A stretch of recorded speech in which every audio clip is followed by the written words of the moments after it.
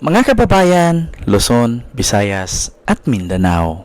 And ulitin ko ha, mga kababayan, Luzon, Visayas, and Republic of Mindanao, Province of China, with the President Digong Yu. Ayan. So, ngayon, mga kababayan, meron akong reaksyonan na kung saan si Vice Ganda. Alam niyo naman na talagang itong si Vice Ganda, nung tumakbo itong si President Duterte or former President Duterte noon, ay talagang magka-close po talaga sila. Pero nung ginawa ni dating Pangulong Duterte na pinasara ang ABS-CBN sa pamamagitan sa utos ni Kibuloy para channel ni Kibuloy ang lumakas, so nag-iba ang ihip ng hangin ni Vice or ni Vice Ganda. So ngayon actually si Vice Ganda ay bumibira na kay Sara.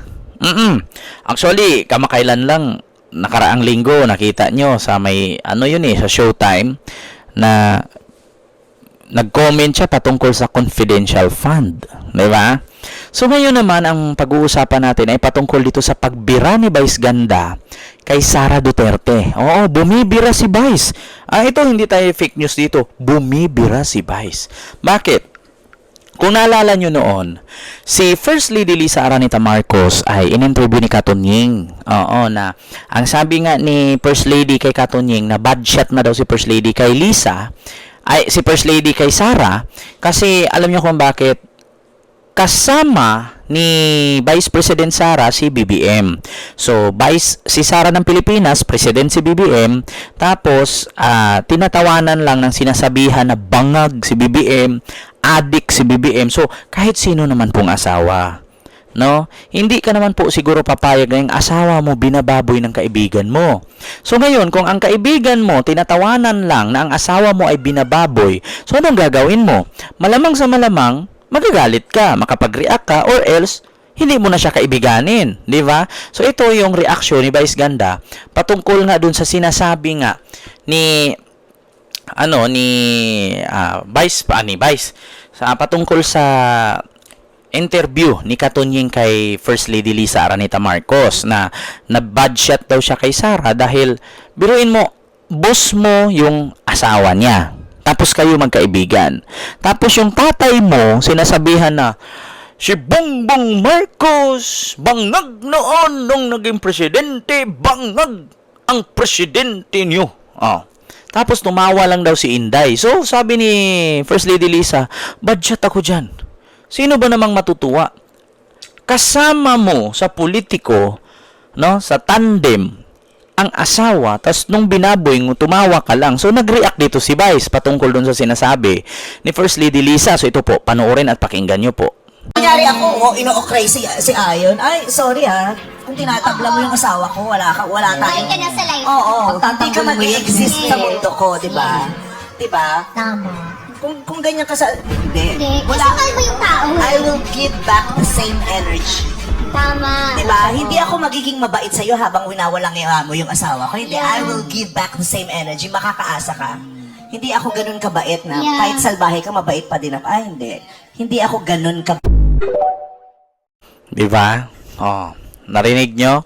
Sabi ni Vice Ganda, kahit ako, si Ayon, asawa ko, binababoy ng kaibigan ko, no? So, anong reaksyon mo? Malamang sa, kahit ako, magagalit ako. Bakit? Asawa ko yan eh. Binababoy. So, huwag kang mag-expect na ang sasabihin ko, praise the Lord sa'yo. Binababoy ang asawa ko, tinawanan mo lang. Magkaibigan nga tayo. So ngayon, kung ako kaibigan mo, sasabihin ko, praise the Lord.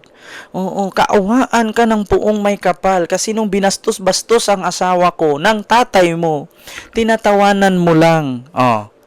So, ganun ang expectation ng taong bayan. So ngayon, nung naglabas ng saloobin, si First Lady Lisa, nagalit ang mga didishet. Bakit? Ang pangit ng ugali ni Lisa. Bakit? Kung kayo ang nasa katayuan ni First Lady Lisa Araneta Marcos, 'di ba? Sa tingin niyo tatawa kayo? Sa tingin niyo ngingiti kayo? 'Di ba? Maskin kahit sino. So dito pa lang po mga kababayan, dito niyo maramdaman na kung noon kakamping si Vice, actually ang loyalista at kakamping parang nagsanib pwersa this time. Kasi ako sa totoo lang, aminin ko sa inyo, supporter po talaga ako ng Duterte noon. Simula 2019 hanggang 2022, supporter talaga ako. So pagpatong ng 2023 and 2024, doon ako nagising. Bakit? Bakit ka ba nagising? Ano bang meron? Una, gusto kong explain sa inyo, lahat kasi ng kalukuhan, lahat kasi ng kabalbalan sa politika, dawit kasi ang pangalang Duterte.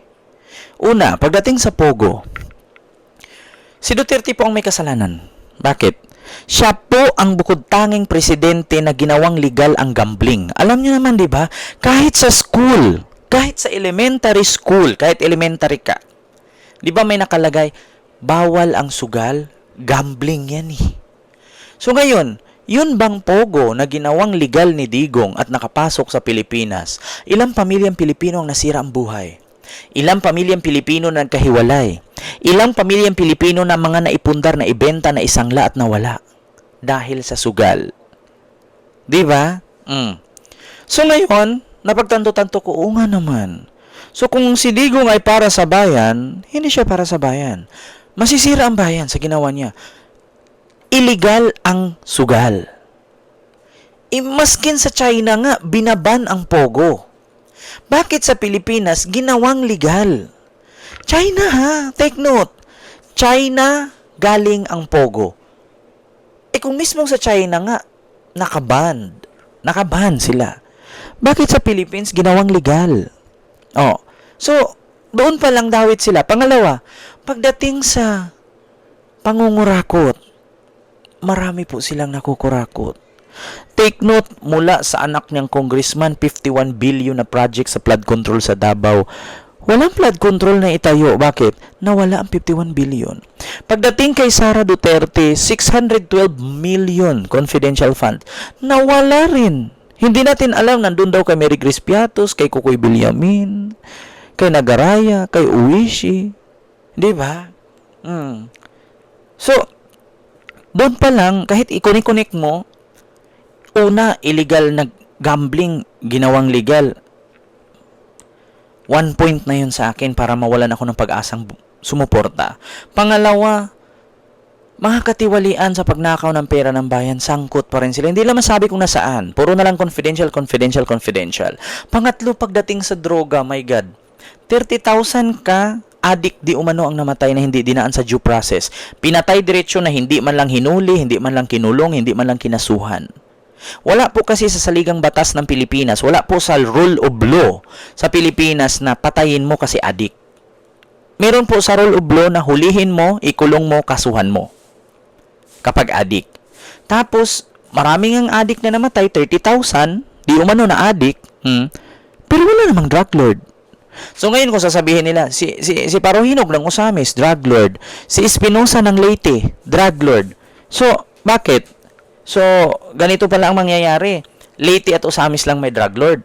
Napakadami pong adik sa Maynila, sa Luzon. So, napaka-imposible naman po na sa parting Luzon, kasi di ba, Luzon, Visayas at Mindanao. So, sa parting Luzon, na dito ang bagsakan talaga ng droga, takbuhan ng droga. Di ba? Tondo, Caloocan, Malabon, Pasig. Yeah? Bakit nga isang drug lord walang namatay? So doon pa lang nagbago na yung isip ko. Doon pa lang na naitanong ko na sa sarili ko, paano pa ako magpatuloy sa pagsuporta sa mga Duterte? Kung lahat na lang ng katiwalian at kabulastugan kasali sila. 'Di ba? At take note ha, hindi po ako mamamatay kung hindi ako susuporta sa kanila. 'Di ba?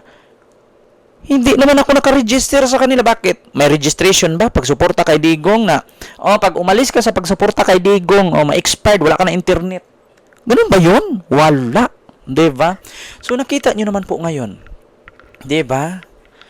'yun ang sinabi ni Vice Ganda. Kung asawa ko binaboy ng tatay mo, ngingiti ka lang, so anong gagawin ko? Malamang magagalit ako, tatay mo 'yun binaboy yung asawa ko Instead na reaksyonan mo at sawayin mo yung tatay mo, ang ginawa mo is, so yun po yun, mga kababayan, di ba? So, ito yun, reaction ni Vice ganda patungkol kay Sarah. So, alam nyo na. At saka magulat din po kayo, bakit si Vice bumibira na sa ganyan? Ikaw ba naman? Diyan ka kumikita sa trabaho mo bilang entertainer, bilang host, tapos ipapasara yung TV station. So, sa tingin mo, matatawa ka? Magagalit ka talaga. So, yun lang. Yung aking reaction video. So, huwag kalimutan mag-like, mag-share, at mag-subscribe. And see you next vlog. God first. Thank you.